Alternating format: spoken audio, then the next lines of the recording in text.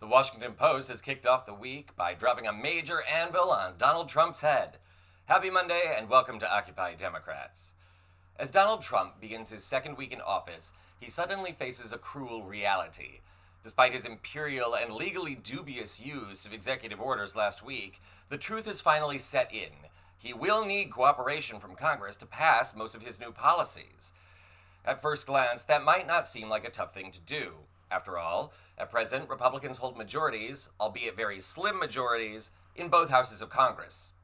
That makes this morning's revelation by the Washington Post all the more shocking. Donald Trump has made it clear one of his priorities is either expanding or abolishing the debt ceiling altogether. Big interest in, they want to see big spending cuts. Do you agree with that? And what Well, I'm okay with spending cuts. I like spending cuts. I'm on the record for spending cuts. And the debt ceiling was given to us. It shouldn't have been, but it was put in our lap.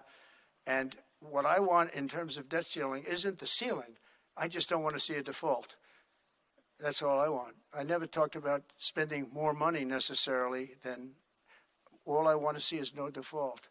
Because nobody knows what would happen if there was a default. It could be 1929 and it could be nothing. But that was put into our lap. And it shouldn't have been, but it was. And so we'll handle it. But debt ceiling is not about raising a lot of money. It's really just about extending it. I just want to see an extension. You've probably heard of the debt ceiling before, but just in case, here's what's important to know for the sake of this story. Congress established the debt ceiling on spending in 1917. It is not a constitutionally mandated spending limit. It is an arbitrary one.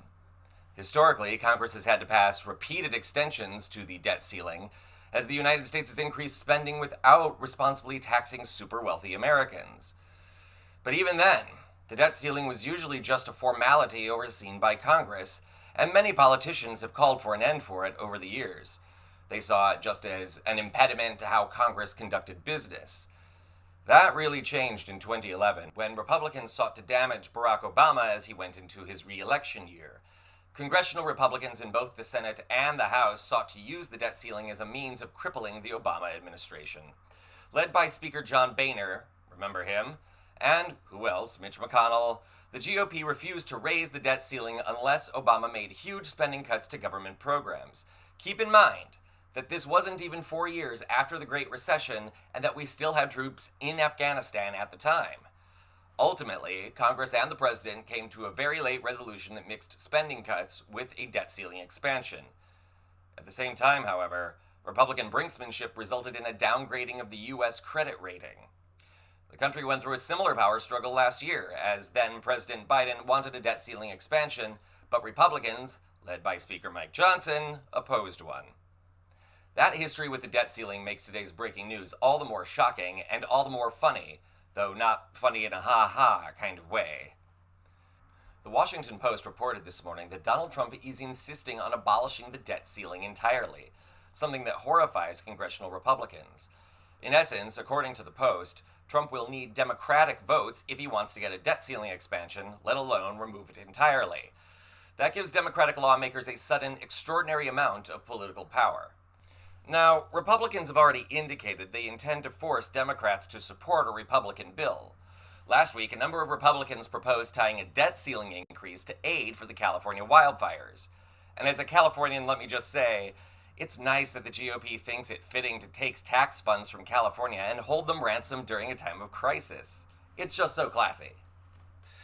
House Minority Leader Hakeem Jeffries has already put the kibosh to that plan, calling it, quote, a non-starter. That leaves the bargaining table open this week. Speaking to the Post, Representative Brandon Boyle of Pennsylvania had an even more stubborn assessment. Quote, the days of Democrats just voting to raise the debt ceiling under a Republican president, they need to be over, period, end quote. Boyle, the top Democrat on the House Budget Committee, told the Post. Quote, we need to make sure the Democratic priorities are met if we are, in any way, going to vote to increase the debt ceiling. But at the very least, we need to make sure there's a permanent resolution to the perennial debt ceiling dysfunction, end quote. Other than forcing Congress to abolish the debt ceiling forever, even expanding the debt ceiling gives Democrats an enviable position. For example, the Dems could combine the debt ceiling expansion with other legislation that would nullify or restrict some of Donald Trump's executive orders from last week. That could help protect or rehire some of the federal employees that Trump has threatened to fire. At this point, the demands Democrats seek to make remain unclear. One thing is for certain.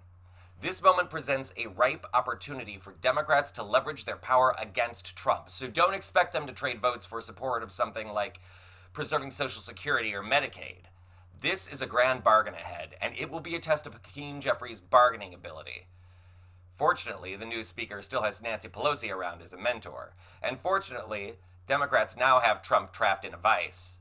We will have more on this story as it develops.